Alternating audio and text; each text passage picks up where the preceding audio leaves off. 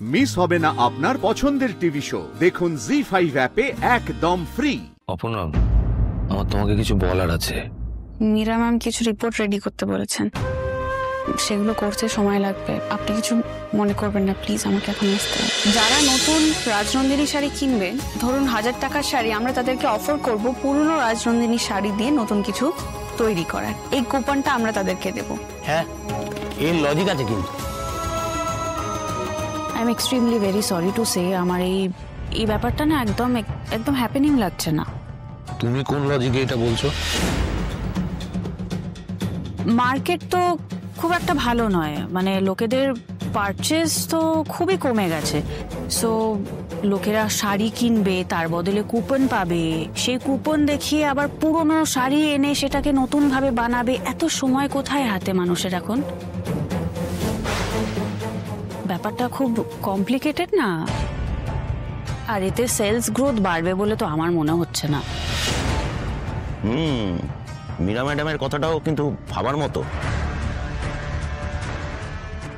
Ma'am, আমি একটা ম্যাগাজিনে একটা আর্টিকেল পড়েছিলাম, সেখানে লেখা ছিল একটা বড় টুথপেস্ট কোম্পানি কিছুতেই তাদের সেলস বাড়াতে পারছে না। তাদের সেলসম্যানরা, মার্কেটিং হেড সবাই চেষ্টা করেও কিছুতেই সেলসটা বাড়াতে পারছে না। তখন চা দিতে এসে একজন স্টাফ বলেছিলেন টুথপেস্টের টিউবের সাইজে ইনক্রিজ করার কথা। তো সবাই মিলে ডিসিশন নিয়ে সেই টুথপেস্টের টিউবের সাইজ 20% ইনক্রিজ করা হলো। তারপরে রাতারাতি সেই টুথপেস্ট ব্র্যান্ডের সেলস বেড়ে গেল, আর কোম্পানির এতে প্রচুর প্রফিটও হয়েছিল। তারপরে সত্যি এরকম কিছু পড়েছিলে না বানিয়ে বলে দিলে? আসলে ম্যাম, আমি এটা বললাম, অনেক সময় ছোট ছোট জিনিস বড় গেম চেঞ্জার হয়ে দাঁড়াতে পারে। আমার মনে হয় অপর্ণা ঠিক কথাই বলছেন। আপনার কোনো সাজেশন স্যার? ওয়েল, আমরা একটা কাজ করি, আমরা বরং একটা মার্কেট সার্ভে করি, দেখি কি রিপোর্ট আসে, তারপর আমরা নেক্সট স্টেপ নেব। আমার তো মনে হয় যে এই সার্ভেটাতে মিস অপর্ণা থাকলে ভালো হয়। মানে আইডিয়াটা যেহেতু ওনার, আর তাছাড়া শাড়ির ব্যাপারটা মেয়েরাই বেশি ভালো বোঝে, তাই অফকোর্স ও থাকবে। ঠিক আছে, তাহলে পরে দেখা হচ্ছে আপনাদের সঙ্গে। Thank you very much for coming. Thank you.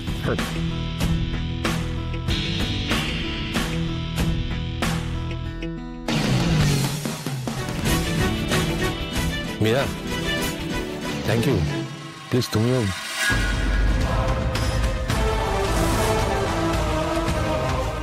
মানে আমার অপর্ণার সঙ্গে একটু কথা আছে, তো প্লিজ তুমিও। মীরা, আমার অপর্ণার সঙ্গে কিছু কথা আছে, তুমি প্লিজ যদি যাও আমরা কথা বলতে পারি। Thank you.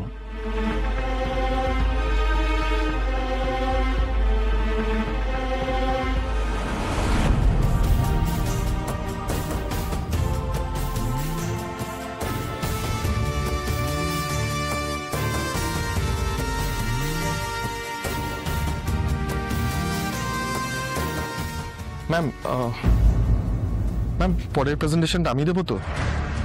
ম্যাম, অপর্ণা নিশ্চয়ই কিছু গোলমাল করেছে। আপনার কথা শুনে বুঝেছিলাম ও ভুল করবেই। ম্যাম, আমি না কিছু plan Tanmoy, please shut up. তুমি এখন এখান থেকে যাও তন্ময়। যেতে বললাম তো, দাঁড়িয়ে আছো কেন?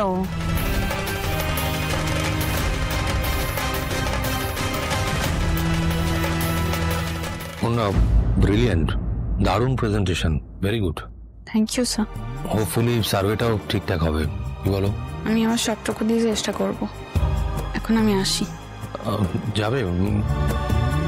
আপনার কিছু বলার আছে? আমি এক্সট্রিমলি সরি অপর্ণা, তোমরা কালকে ওয়েট করছিলে, আমি যেতে পারিনি। I am really sorry. আমার নিজেরই এত খারাপ লেগেছে, আমি কাউকে কথা দিয়ে কথা রাখিনি, এমনটা কখনো হয়নি। Please try to understand. It's okay sir, এটা নিয়ে এত ভাবার কিছু নেই।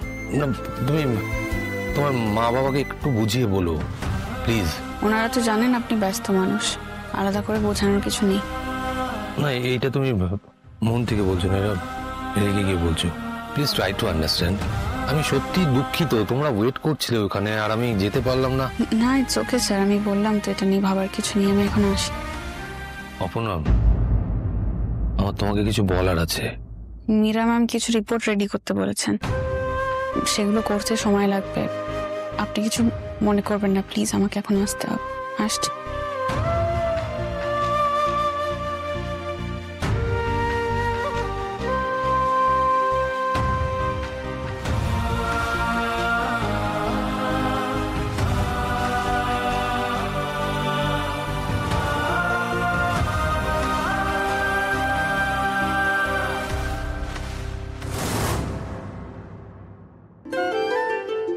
কত কত শাড়ি বড় মা, আর তুমি এগুলোকে ছুঁয়েই দেখো না।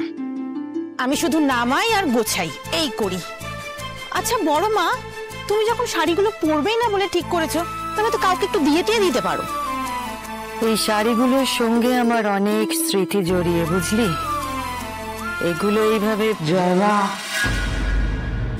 জয় মা রুদ্র আতঙ্কের জয়।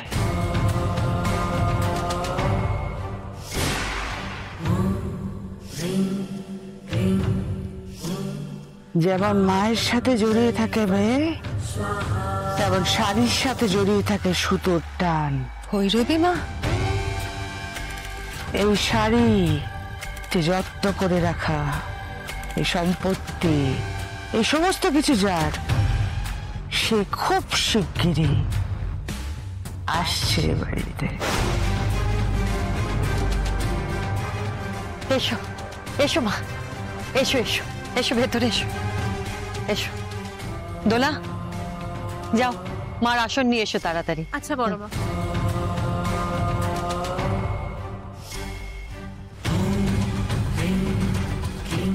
প্রণাম নিও মা, থাক।